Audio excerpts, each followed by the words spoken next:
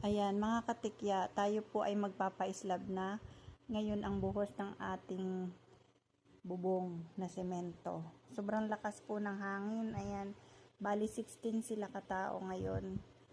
Tingnan natin kung ilang oras siya ngayon gagawin.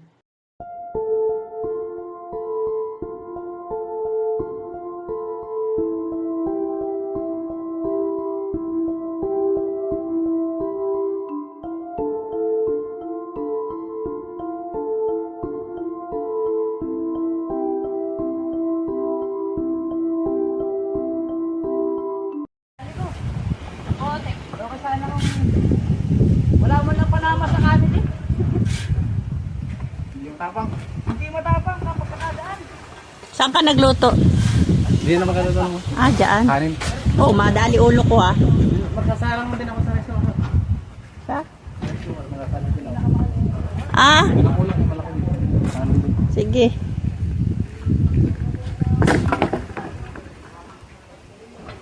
Saan galing ang lutoan na yan? Ago naman. Hindi na magluluto. Saan na ba? Nag-aalis na ng tolda. Tapos na.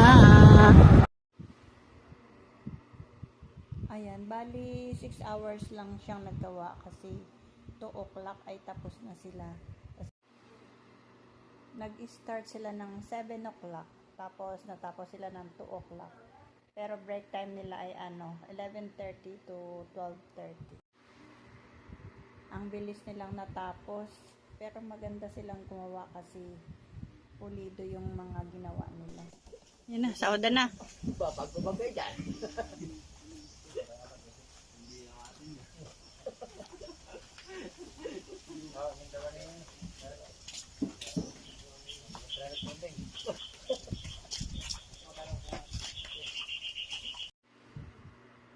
Ayan, sahod na nung siyam na extra.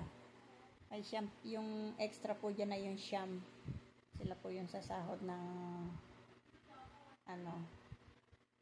650 per person. Mga sila, mga mangyan.